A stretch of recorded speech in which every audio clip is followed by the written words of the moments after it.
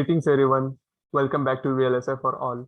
Today we have Chetan with us who has completed his masters in Microelectronics and VLSI from IIT Kanpur. So over to you Chetan. How are you doing today? Hi Sanket, I'm doing good. How are you? I'm great.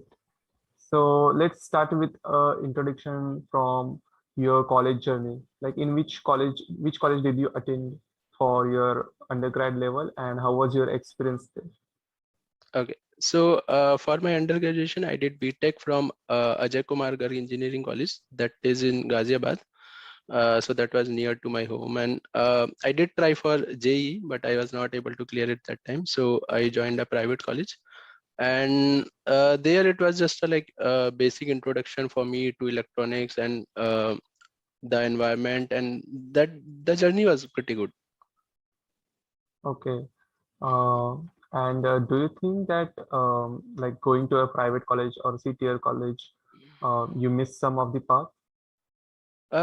You can say that because what I believe was the placement opportunities for the core companies was not that much. There was opportunities for CS, and most of the EC guys also were getting placed in the CS, but there were no core companies. So that was the only drawback which I found. So that's why we should target at least few colleges which can give you a good placement at a core level company. Okay. And like you did your undergrad from like in EXTC branch itself, right?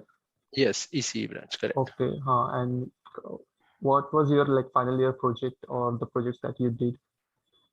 My final year project was on the I built a system on prepaid automatic toll tax detection using with the stolen vehicle automation detection. So that we made on the PCB, and we made a working model based on that. So that was just our project that time. Okay, Chetan. And in which year did you started preparation for GATE, or did you realize you should be going for masters? So as I told you, so the core placements was not that good. So that I realized with my seniors and all. So in third year, I decided that I needed to do something extra. Either I tried to check off-campus placements and all, but that also I heard that it's not a very good opportunity for private colleges students to get a easy job in a core company. So that time I decided in third year that I should pursue for GATE, and I took admission in GATE coaching, Made Easy Noida, and there I did the weekend classroom program.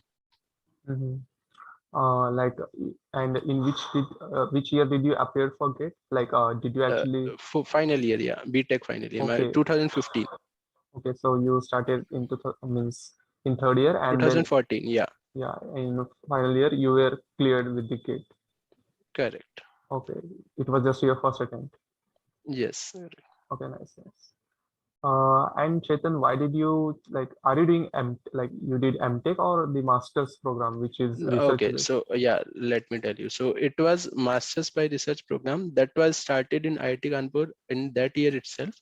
It it's there in IIT Madras and few other IITs. It's there. So the basic difference between a Masters and the MTech is that MTech is more course-oriented program, and Masters is more research-oriented program. And you can call it a mini PhD kind of thing. Yeah. Like, because what I got to know from the IIT professors, that MTech students used to come and then they used to say, hey, yeah, I got placed and I will be going. So they left the project in between, something like that. So that was the main problem for the IIT professors. And PhD guys, there will be very less PhD guys who will want to spend 5-6 years. So they started a program where they say that you should focus more on research. And let me tell you the disadvantage of that also. It was not a 2-year program. Well, it was a 2-year program, Yeah, but but it's variable like PhD. So it's like minimum 2 years, but it can be extended up to yeah, 3 or until more you than that. submit your thesis, they won't be Correct. giving you. And thesis, there was a difference, like MTech theses were getting scrutinized internally only, but our thesis went outside, and there was the process was little bit more complex than MTech. Okay, so you did it in 2 years? Yeah, I fortunately did it in 2 years. Okay, nice. Okay, and which courses did you apply like in your masters? And Uh, also, I see mhm. that there is a unique course like organic electronics. So tell me Yeah, more about correct. this. Okay. So I applied for general course, like there were analog VLSI circuits, digital VLSI circuits, IC fabrication technology, solid state devices, and there was a that unique course which I got to know after getting into IIT Kanpur, that organic Mhm. electronics. So very few colleges in India has that course, and very few colleges. I don't think other than IIT Kanpur has a purely functional fabrication lab for that. So IIT Kanpur, I got that opportunity. I was interested. Matlab, first I took the course that was organic electronics. So the basic idea is right now we are working on the silicon germanium. We used to learn in VLSI or in semiconductor that silicon germanium are the basic materials for our solid state devices and all. But there we used to learn that there can be organic materials which can be used as a substitute to your semiconductor devices. And the idea, fascinating idea about that was it can be printable on organic materials. Like you can print your the device on your cloth, on paper. So that idea Mhm. was very fascinating to me. So first I took the course, I understood the basics for there. Then I did my research in that itself because I liked that course very much. So I approached the guide and I told them that I would like to do further research in this. So I took that as my thesis topic itself in the organic electronics. So in IIT Kanpur, there was a fully functional lab, fabrication lab, where we could fabricate small devices using the organic materials. Nice, nice. I also remember that, like, I don't know if that is related to organic electronics, but there was a startup who actually like started this printing digital electronics on shirt through which they were actually glowing LEDs on the shirt. So Yeah, maybe correct. some kind of OLEDs are developed and they are getting developed at industry level also, and Mhm. other higher level circuitries and all those are going on research. Okay, nice. So but the future is you might be able to see the full circuits, or you can say in coming futures a full phone on some printable kind of circuit and your shirts or Mm-hmm. something like that. Very far future, but it's still possible. Okay, nice. Mhm. And can you mention some of the projects at post-graduation level? Post graduation level, I did most of that in my organic electronics only because I told you I was attracted to that subject somehow. So there were fabrication. Matlab, I started from basics fabrication of this one semiconductor diodes using organic electronics, organic materials, fabrication of OTFTs, that organic thin film transistors. Then I did one on using VHDL, that was floating point arithmetic using the VHDL. One I did using the mental graphics simulations and also that was gain enhancement differential amplifier using positive feedback. So that was my few of the projects. So and mainly in semiconductor organic electronics as I went into further research. So there were a few more into that. Okay. And like this main program is like microelectronics and VLSI. So does it mean Correct. like it was divided into 50% of curriculum, or is there any major in one particular that you can do and then minor in the another? No, it was not like that. It was like a choice of a student that you can you could choose your subjects. You could out of the given subject you could choose whatever subjects you want. So it was nothing like major and minor. If you, matlab, obviously, but if you have taken VLSI, so obviously Hmm. you will take VLSI subjects. It was mutual, but I don't see there was a force from the management side or the from the college side that you have to take this subject because I saw communication people and other people, they were also taking the VLSI subjects.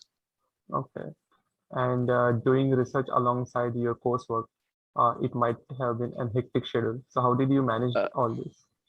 yeah, so I believe it was not that hectic.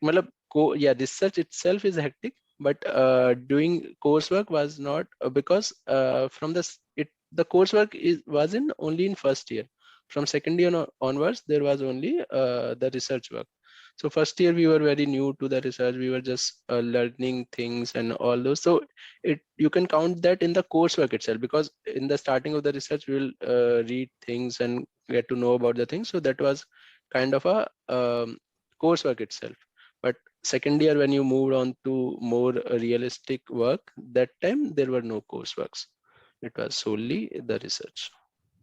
So that Okay. was the good part. Matlab, I think some colleges have still till third semester they have coursework, but at least in IIT Kanpur there were no coursework after the second semester. Okay. And is this program actually specific to IIT Kanpur? Like, why did you pick IIT Kanpur? Just means, were there any other options for IIT which provided? No, so yeah, so it was like my gate rank was not that good that I could get any IIT. I wanted that VLSI, my Mhm. microelectronics and VLSI, either of that. So that was my first preference. Mhm. So I was not getting good IITs. In the initial level of counseling, I got IIT, BHU, and Roorkee. That two, not VLSI in the first counseling. So I could have got later on, but that time also I was searching on other options. So that there I got to know that there is a MSY research program also. So I applied it separately and there was an interview. And I got selected through that. So the basic idea was I wanted IIT and the VLSI. So Hmm. those two combinations I was getting into MS by research only. There was no preference for me to go into MS by research, but I could have gone into MTech if it was available, if it was reachable to me. But according to the scenarios that time, IIT Kanpur and VLSI, I got into the MS by research. Okay, nice. And how did you got opportunity at Intel? Is this time an on-campus placement? Yeah, it was an Mm. on-campus placement. So Intel was the first company to arrive in our campus. Mhm. Still remember that was like around 6 a.m. or 7 a.m. We got up to get the interview, and that was a fully placement scenario was going on in the campus. So first company, first date was coming, and there we gave the Mhm. interview and got selected. And what was the procedure like? How many rounds? Was there any aptitude round or something? Yeah. So before coming, so in IIT Kanpur, the placement starts at around, that time it used to start 1st December. And before that, there used to be written tests for different companies. So written tests used to be earlier and you can appear on those. And based on the shortlisting, you will get that, okay, this is your first day, second day, what companies are coming and whichever you are eligible for, and you have cleared the written test. So there was a written test for Intel, and then there were 2 rounds, but I believe the rounds were not consecutive. What I Mhm. got to know later on is like two different profiles kind of thing. So whatever manager feels suitable or whichever wants you, they could take you. It was kind of like that. And HR was just a formality that time. Okay. And talking about written tests, like it was a Mhm. general aptitude or like based on the electronics and what you. Intel was general aptitude that time. Qualcomm and other companies came, so those took a mix of your EC background and general aptitude. Qualcomm took also the coding C test also. So Mhm. there was 3 different types. Texas also came and all those. So, but Intel took only aptitude that time, that year. Okay. So it is safe to assume that among all the big giants semiconductor industries, Intel was a little bit easy on placement. Yeah, written tests you can say. Mhm. What was the reason? I believe what could be the reason is they Mhm. wanted to hire in big numbers. Mhm. So even in 2018, 2000, 2017 placements, not mine. After 1 year, they hired in very huge number from IIT Yeah, Kanpur. yeah, yeah. So yeah, so that was the reason said that they did not want to shortlist based on that. So they just wanted an initial FT, and after that, on the basis of interviews only, they Mhm. were shortlisting it. And did they assign you for the position of like STA design automation engineer, or it was your own choice? No, they assigned me. That was. Okay. Mm-hmm. Like the- where was there any plan for you to be like like core design engineer, or it is covered? No, so at that time, to be frank, I did not even think more about it. I was like basically decided on profile that I wanted to go into the digital side, not on the Mm, analog portion. So we were decided mm, on this portion only, that okay, I want an digital side, I do not want to go to the analog portion side. So that was my base only criteria. So whatever profile they gave me at that time, I took it, and I did not ask anything to change it or to modify my profile. Okay. And in a layman's term, can you explain what is static timing analysis or what the role is like? Okay, so in very layman's term, timing analysis, if you think is that that you are ensuring that your system is working at a given speed. Let's say if you can take any example, you have any circuitry that you want to run it as a you want that output in a very basic example. If you have any circuit, you are giving any input and you want that after 10 seconds, I want that output. So timing analysis is to ensure that you are getting your output correctly at every at the given speed which you have defined at 10 seconds or 5 seconds.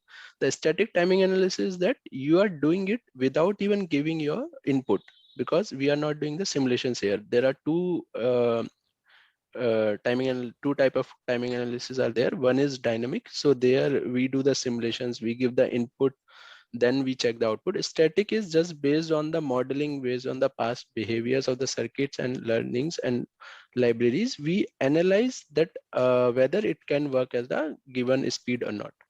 So that's the overall scenario, overall working of timing analysis, what it is. Okay. And is this the same for your job? Like, what do you work as an STA design automation engineer? Yeah, at Intel, I was working mainly on the enablement of tools, flow, and methodology. So let's say you have your tool, timing tool, but on your project, according to the company requirement, there could be wrappers on top of that. So for maintaining those wrappers and developing those wrappers, or in higher level, you have to even modify the base level tool also, because that tool is not constant, right? The technology is developing, and so the tool is also developing continuously. So the STA design automation role is you have to develop that tool and you have to maintain the flow and the process and the methodologies by which your system, your chip, your design is working. You are using those tools. So a design automation engineer role is that you have to develop the tool, you have to maintain the tool, you have to maintain the flow. Okay, okay. And how was your experience at Intel? It is a product-based company and an MNC. So how was your experience? Yeah, Intel, yeah, it was very good. It was my first company, so I was like very excited Yeah. because during my BTech, it used to be kind of my dream companies. One of these key, I want to work into Mine too. these, yeah, core companies. So it was a very good experience. The people, you got to know the people. That difference is like I was introduced to the work culture by that. So it was two kind of experience. I was at Intel and I was at the work culture. So that was also a new experience, that I was interacting with peoples and got to know that how the industry works, how any industry works, and then how VLSI industry is functioning, and what are going on, those things. Okay, okay. So you worked at Intel for 2 years and 2 months. So Mhm. why shift to like Qualcomm? Qualcomm. So Qualcomm is, I did not shift to Qualcomm. Basically, I shifted to my hometown city, near to my hometown. So Okay. Qualcomm is there in Noida. So I lived in Bulandshahr, that is very near to that Delhi. So basic idea from the starting itself that I want to be near my family. So I was looking for those options when I got the right opportunity. So I moved to the Qualcomm here.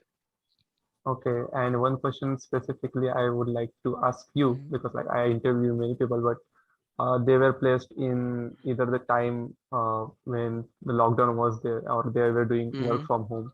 So I guess you would have physically shifted to Bengaluru, right?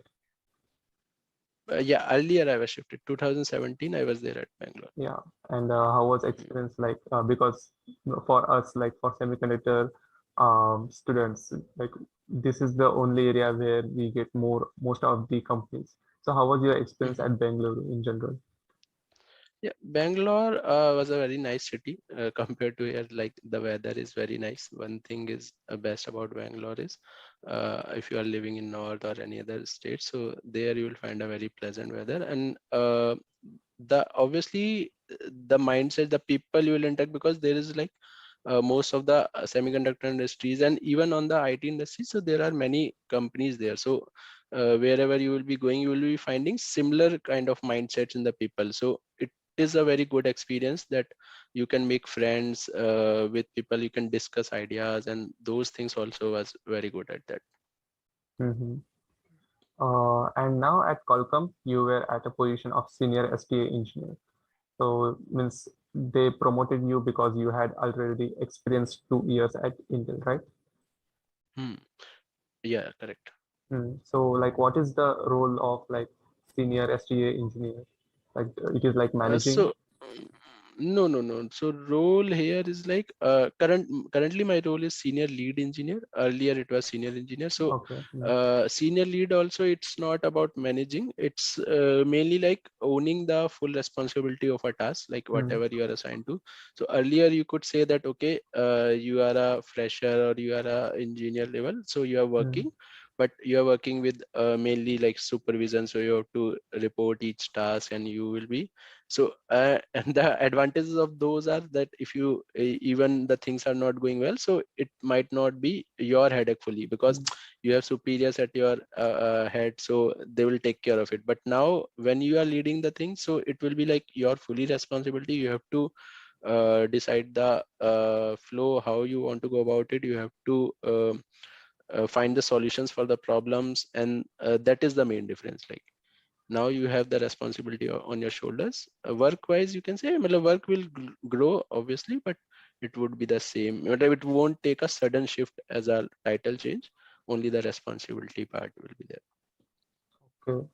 And I guess looking at like you shifted to the same domain like STA design engineer. So is this Mhm. a domain in VLSI or profile I may say in every semiconductor industry? Yeah, STA, I believe somewhere it can be merged into the PD. So Mm, what can happen is that PD and STA could be at matlab one person can be doing the PD and STA, and it depends on the size of the industry also. If it's a small industry, so it can happen there are small projects and one person is doing the PD and STA. If it is a large industry and projects are very big and all, so they divide the part also, that PD will be done separately and STA will be done separately. Like, but you can mm, never separate PD and STA because they will be interrelated. But it's like again owning the things. Matlab, you will obviously you will be involved in the PD task also. Few of the things you have to give feedbacks, you have to continuously interact with those. But it will be like a separate domain will be there, separate responsibility. That's the difference. mhm. And Chetan, what is like difference you faced between the work culture from like both like comparing both the companies from Intel to Qualcomm, or they Uh, do actually work in parallel format? So work culture is like both companies are very good at what they do, but Mm, I believe the Qualcomm is very fast-paced company. mm, Here, the timelines of the projects are very short, mm, so that's why it is very fast-moving. And you can say the work is little bit more. Matlab, see, work-wise, the ideal scenario in any company is when the projects are about to end, so the pressure used to be more. You can take any company, but the pressure will be more when the projects are about to end, because you have a deadline and you have to complete that. The only difference in Qualcomm is they have a very short timelines. They are doing projects at a very fast rate. So you can feel that you are getting that pressure zone frequently. That's the only difference. mm, So mm, people complain sometimes that it's work pressure is high, but the difference is it's the timelines it's short. The projects mm. are moving at very fast speed. That's what. And like in service base, I know that there is a boss and he would be looking after you. You should be completing your projects or the assignments in particular deadline. Uh, is this the same in product-based companies like Qualcomm, or is it like you had to just do the task, but it can be done at your own pace? You can come at office at your own time or something like that. Again, it's like a relative thing. It can. it can change according to the manager, team, your role. So basically, in a nutshell, it's not exactly a criteria that you have to come at that particular time or you have to join at that time. That is not the issue. So there's a flexibility, both Intel also, in Qualcomm also, it was a flexibility that few hours here and there, nobody will say anything. So basically it's more about the work that you do. So at initial level, obviously when you are a fresher, so there will be supervision that you have to complete the task. Later on, it can get a little relaxed, but again, relax from this side that you don't have a deadline of 2-3 hours, but you have a bigger deadline that after 2 days you have to deliver this, and that is your sole responsibility. So that's what the issue. Okay, okay, got it. And one question that I ask to every profile and every candidate that arrives is that due to AI and ML, is this job specifically STA engineer or any of the job do you think going to get hit by, or maybe it will rise because of AI and ML in future? My opinion is it can impact, but not at that level, because the problems, as we are going deep into the technology, we are working on newer things. So always there will be a need to for a person that can observe the problem and that can able to identify it. But in future, if the AI is capable of doing that, then it could be a problem. But right now, seeing the scenarios, it's like more of a automation kind of thing. Those things are even helping us. It's not a Hmm. problem for us. So automation, if there are automations and all, so these are creating more, and it, you can look it in other perspective also, that it is creating more opportunities. See, if you are able to automate things, so if you are saying that, okay, now the person, whatever he was doing in one day, now he can do in half a day. So it means you can create 2 chips in that time. So that means Hmm. more advancement also. So it should not be looked singly that it will impact jobs. It can mean, in other terms, that it can create more employment, more technology, and more advancement in a system. Okay. And like when it comes to automation, uh, in your field, like there is scripting languages that VLSI students are used with, like Perl and TCL. Mhm. So do you use it on frequent basis? Like, is it a task that comes under you? Yeah, so in Intel, it was very frequently used because I was there I was in the automation field. But here also Qualcomm, I used it as frequently as Intel only because for any general task, they will be needed. Well, it's not about the language. You can pick any language, Python, Pickle, Perl. So, but the more important thing is because you have to do tasks repeatedly, because these are very big projects, big companies. So what will happen that if you there will be one task, but you have to do it repeated number of times. So if you Mm-hmm. won't automate that task yourself, that will be a problem for you. So Mm-hmm. it's better that once you understand the task, first you should do it manually. Once you understand it fully, then you should automate it, so that the work spent there is less and you can focus on more problems. So Chetan, which tools and languages do you use at your current position right now? Okay. So in Qualcomm, I am using that for STA, basically Synopsys Primetime and Cadence Tempest tool we are using. Okay. Mm-hmm. And do you think future of VLSI and semiconductor industry is great, particularly in India? Yeah, I believe it is great. I was hearing some news a few days back also that there was a talk regarding opening a semiconductor manufacturing plant and all. So Hmm. these are going on. So if that happens, so it will be a very great opportunity, because right now we are just on a working on other companies, and there is no fabrication plant. So if that comes, so then it will enhance the research portfolio also. Okay. So we would be heading towards end of this session. But before that, is there any tip that you would like to suggest for freshers or someone who is on the similar path? Okay, so for freshers, like what I've seen is when they will not be getting the core companies, I've seen many people that they will settle for software companies. See, I'm not saying those are bad. If you want that, you should obviously go for the software companies and become a that software engineer. But if your aim is to go into the core companies, and if you are not getting, so you should not be settling for that. You should always look for options, whether you can do masters, whether you can start from service based companies, or whether you can start from some small companies.